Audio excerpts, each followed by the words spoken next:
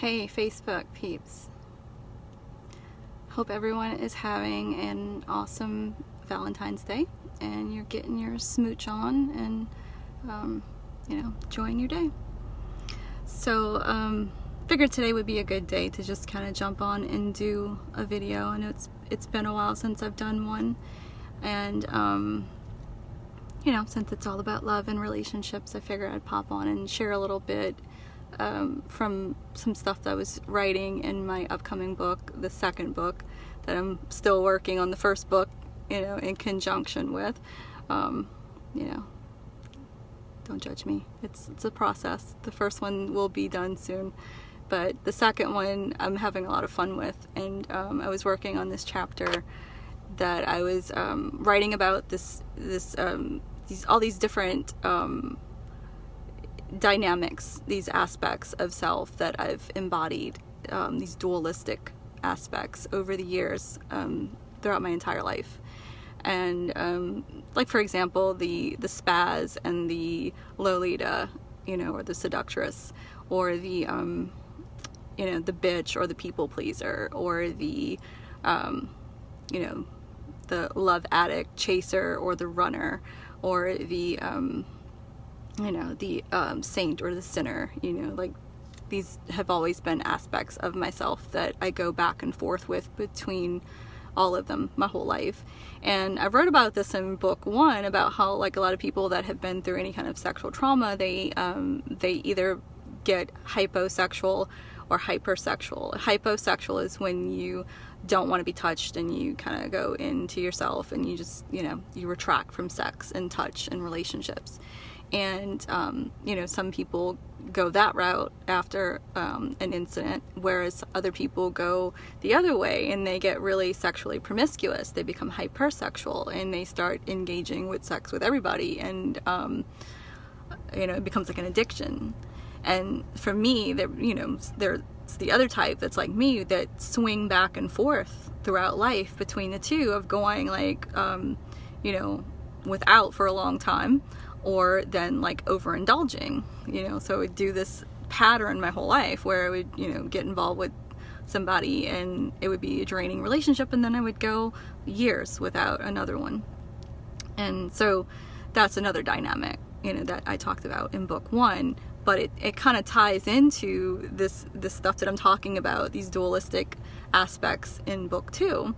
Book two is called Pussy Control for Love Addicts, and I'll kind of get into a little bit more about that later, about my why with that book. But I just want to start with this this chapter that I was working on, and how it really had me laughing at myself. And those of you that are like in the 35 and older crowd, you might remember a movie called Meatballs with Bill Murray. It's one of my favorite movies. It's really funny, but there's a character called Spaz, and he has no skills with women. He can't talk to women. Like, he just totally spazzes out and says stupid shit. And I'm writing about this story. This is something that happened to me in high school, and I realized, for most of my life, I've really kind of been the spaz. There are times when I embody the Lolita, and I do her very well. But when I do the spaz, I do him very well too. And so when I was in high school, my freshman year, when I first started, I had this huge crush on the most popular guy in school. And he was popular on the brainiac side. You had your popular jocks, and then you had your popular brainiacs. And he was like in all the intellectual clubs. So he was super, super smart, and he was attractive, and he was a really good guy. Like, he was nice to everybody. And I had a huge crush on him. He was total fantasy. Like, logically, I knew, like, I don't need to let him know that I have this crush, because it'll never happen. And even if he liked me, Mom would have been like, he's 5 years older. Hell no, that's not happening. So it was just a crush. It was just a fantasy. And this is something that I talk about in book two, how healthy fantasy can be really, really good for people. That it gives you a sense of purpose. It gives you a sense of hope, and it gives you something to work towards. And it makes you feel good, and it puts you in your heart. And because it's a fantasy, and logically it's not going anywhere, it keeps you out of your head. So you stay heart-centered, and when you're heart-centered, you feel good, and then everybody around you feels good because you got all these endorphins going and you feel amazing. So you stay heart-centered instead of going up into your head.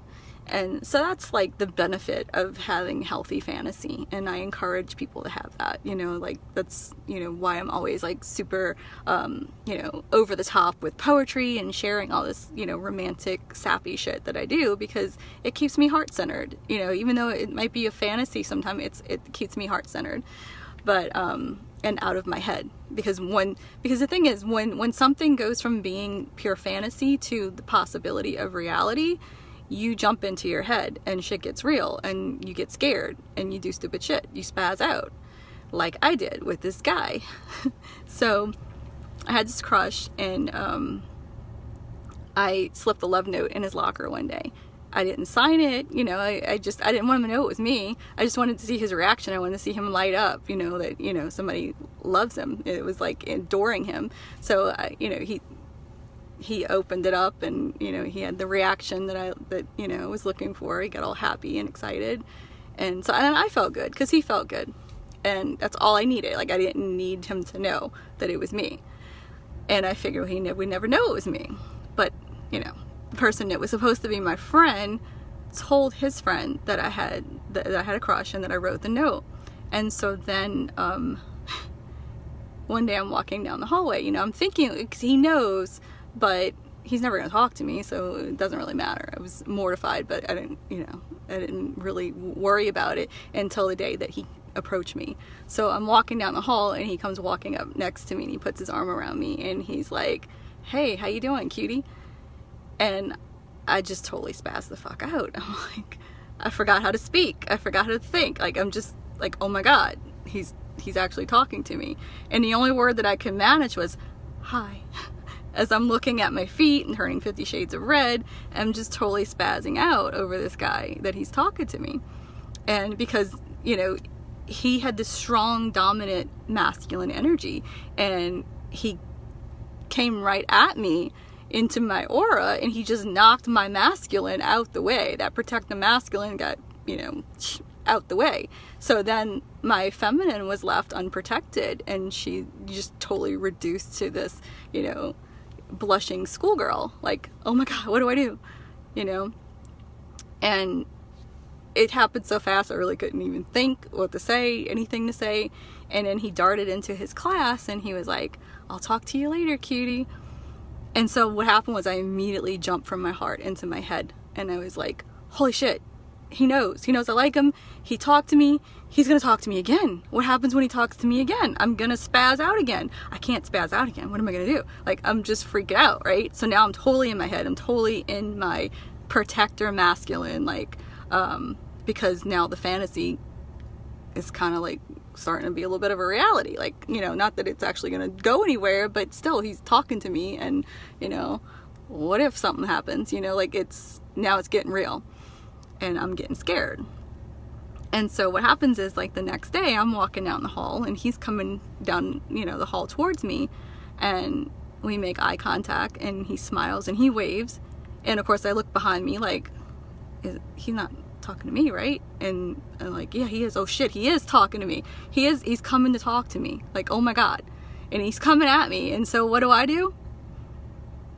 I make a beeline for the bathroom. I go straight into the girls' bath. He's like just a few feet away from me, about to come talk to me, and I run straight into the girls' bathroom, and I'm hiding in a stall for, like, I don't know, like 5-10 minutes, whatever, until the bell rang, basically, and I ended up being late for class just to avoid him.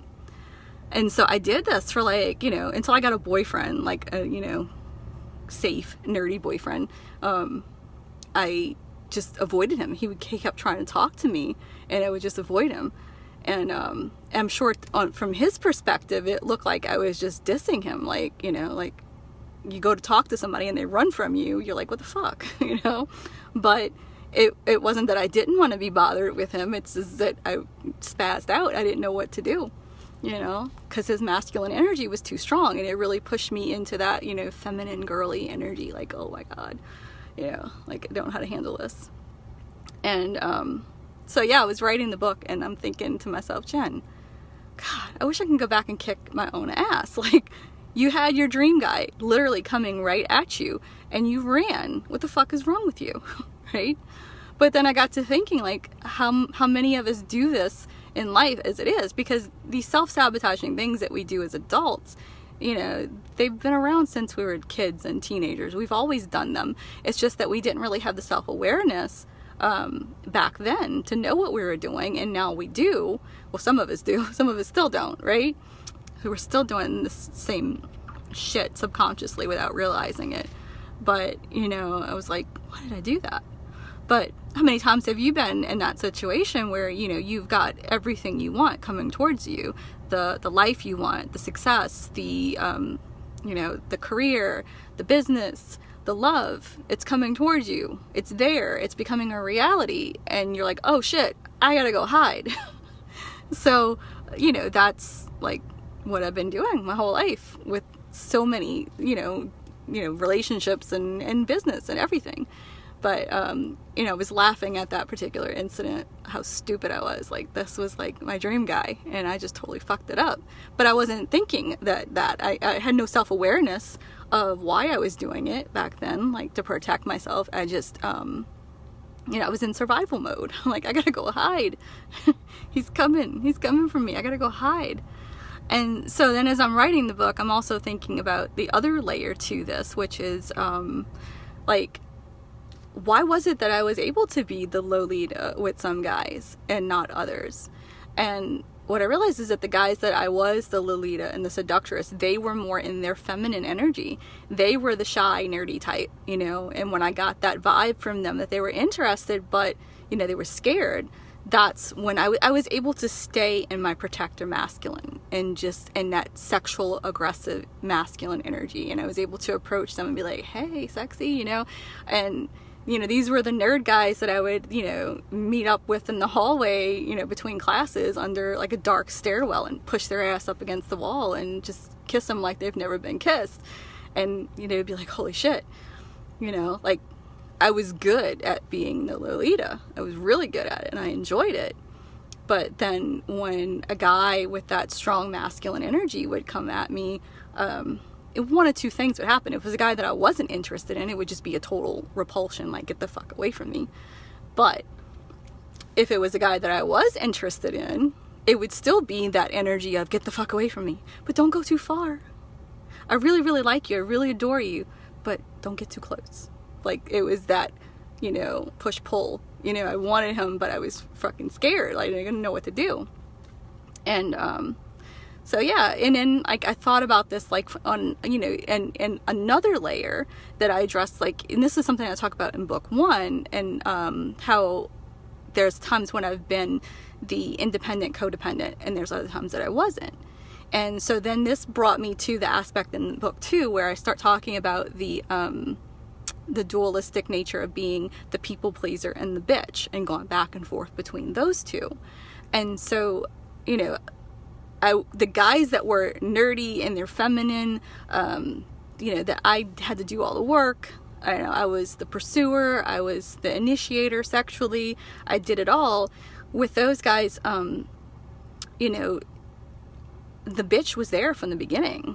My inner bitch came out from the beginning, and I didn't bite my tongue, and I didn't suppress myself in any kind of way. I didn't censor myself.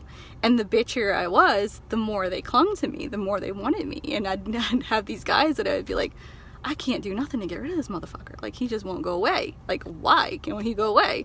You know, like, no matter what I did, no matter how bitchy or shitty I was, I couldn't get rid of him. And then, you know, it was like, I can't do anything wrong. I can't do anything wrong to get rid of him. And then the other guy, the masculine, the dominant type, the energy would be like, oh, I really like this guy. I can't do anything right. I can't do anything right. Like, I gotta, like, really watch what I say. I gotta, you know, people please. I don't want to fuck this up. So, you know, what happens is, like, when you love someone, the more you love someone, the more you fear losing them. And so that forms attachment. You start getting attached, you start having expectations, and you move from your heart and up into your head, and you start overanalyzing everything and overthinking things and thinking about all the ways this person's going to hurt you and all the reasons why this can't work. And so it just turns everything to shit, you know? So what what I would end up doing is, you know, I would end up internalizing things and just being passive aggressive and not really speaking up when things bothered me, I didn't let that inner bitch out. Like it would be very rare that a guy would see that side of me. Usually they would see that side of me when I was walking out the door, when I had enough, when they did enough shit, when they cheated on me and I was done and I was walking out the door.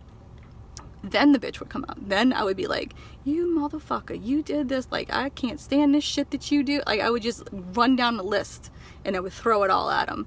And some of these guys, they would pursue.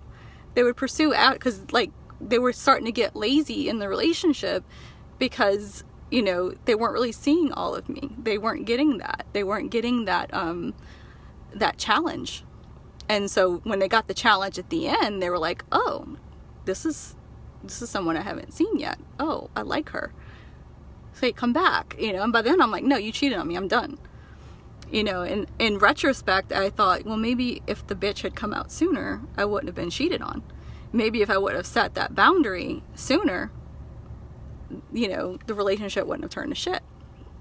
Because the thing is, it's like, I've been that masculine in the relationship where I didn't, I didn't connect emotionally. There was no emotional intimacy.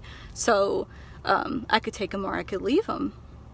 And so, when going back into the book now, Pussy Control for Love Addicts, my why with that has been because, I've been abstinent for 9 years by choice, like, it's not that I don't want to be with a guy, it's just that I set some standards for myself because I spent so long not having those standards and not setting those boundaries and not getting what I wanted in a relationship, because I had that mindset, like, I'm not going to be old-fashioned like my mom. If I want to be with somebody, I'm going to be with somebody, fuck that, I do what I want.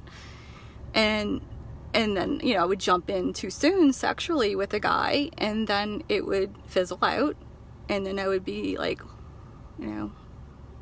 what's wrong with me? Like, especially if I saw him with another girl, I'd be like, why her? Why not me? Like, what's wrong with me? And, and so my purpose with this book is because I hear so many women that, they do this. They jump in too soon sexually, and then they're like, why isn't he emotionally available? Like, I keep attracting these emotionally unavailable guys, these assholes, these jerks. It doesn't last, it doesn't go anywhere. What's going on? Like, what's wrong with these guys? And a lot of these women don't really ever stop to say, what's wrong with me? They don't take accountability for what they're bringing into the relationship, for the energy that they're bringing. They don't take responsibility for their end of it. And yes, I do agree. Like, sometimes you are dealing with a really disordered person that is abusive, and, they do intentionally, maliciously screw with your head. And then they move on to somebody else, and you're like, oh, he's going to do that same shit to her, right? And if they are a disordered person, they're going to do that same shit eventually. It might look perfect in the beginning, but eventually the same dynamic is going to keep playing out for them. But in some cases, what you're dealing with is a guy who's really just, a spaz. Like, he's spazzing out on you. Like, he doesn't know what to do. So, and then you haven't really taken the time to create that comfort level of emotional intimacy.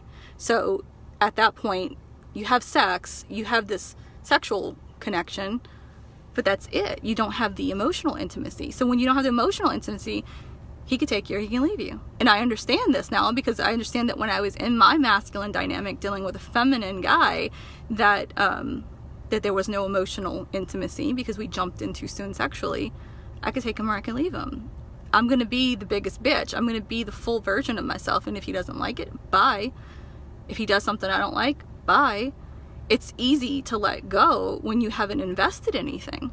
So, ladies, if you're not taking the time to insist on that emotional investment, he's not going to give it to you. So when he walks away and he moves on to somebody else and you're like, oh, he's just going to do to her what he did to me.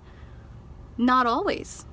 And let's face it, your biggest fear is that he's not going to do it to her.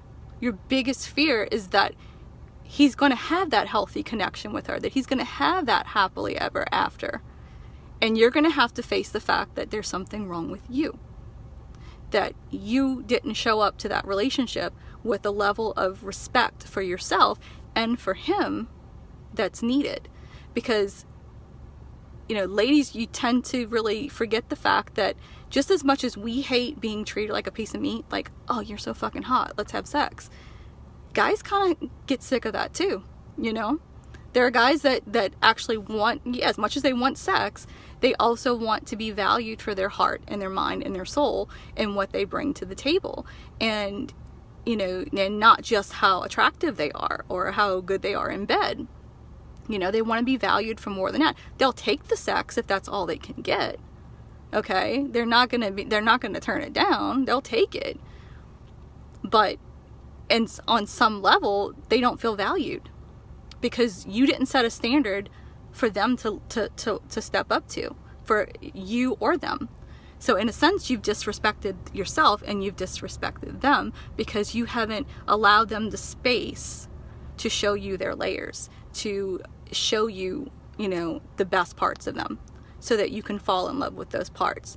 You cheapened yourself and you cheapened him and you cheapened the relationship by jumping in to the sex and just saying, let's do this. Hey, yeah, you're really hot and I'm turned on, so let's do this. If you jump too soon, it's awkward.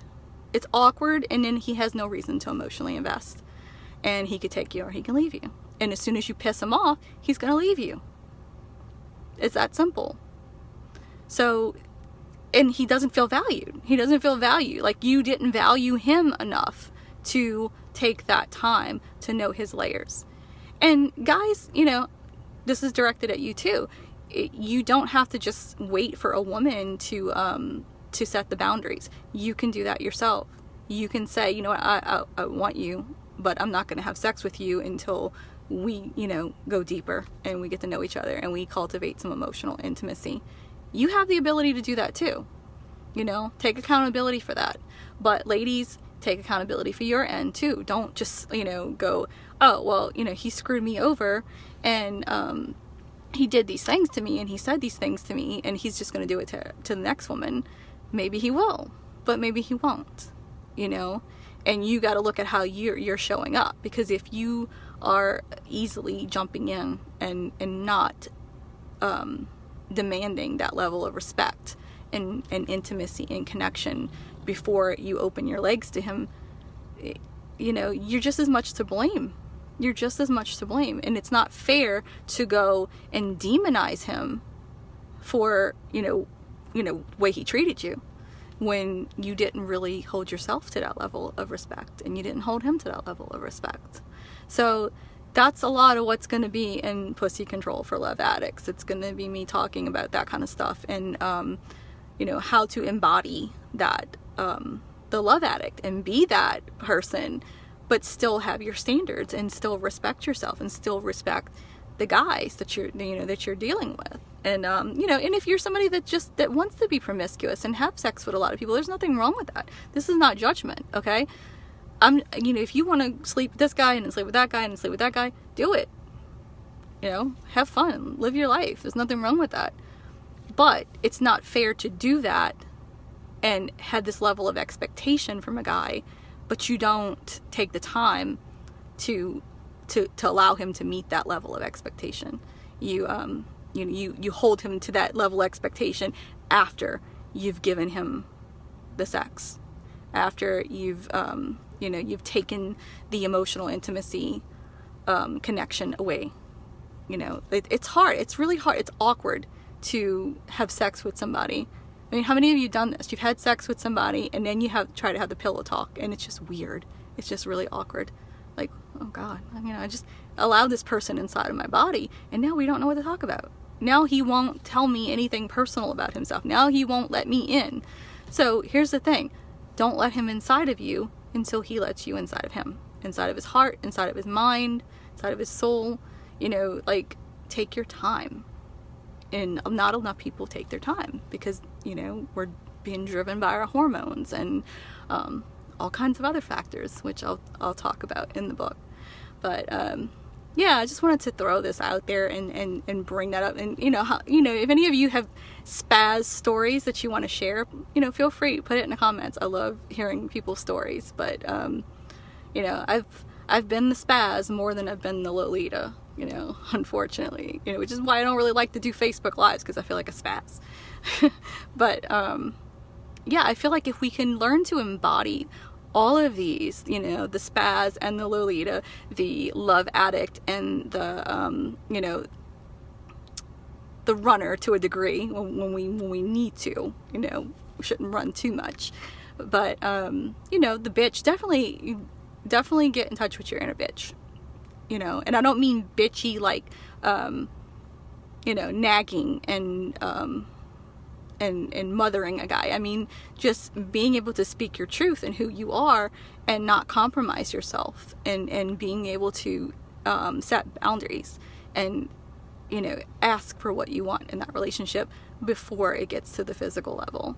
So if we can embody all of those aspects of ourselves and use them in the right ways, you know, they can be good things. Fantasy, having a fantasy about someone that you'll probably never have. That's not unhealthy. That can be actually a good thing to kind of keep you motivated. Like, this is what I want in a person. You know, I may not have this person, but this is what I want in a person. So it's going to motivate me to push myself harder, you know, at the gym to look sexy, or to push myself harder in business to do better, so that I can have what I want in a partnership as well, and in life. So yeah, I'm gonna go deeper into the whole fantasy thing in my book, and I just want to give y'all a little taste of what it's about, and, you know, hopefully within the next couple months it's gonna be out. It's not gonna take me a year and a half like it's taken me for book one. So yeah, if anybody has any questions, if you want, you know, to talk about any of this stuff further, feel free to inbox me, leave me a message, or leave something in the comments if you want to you know, weigh in on anything, share your stories. But I'm gonna leave y'all with that. I have a client to go get to, and hope y'all have a great Valentine's Day. Bye.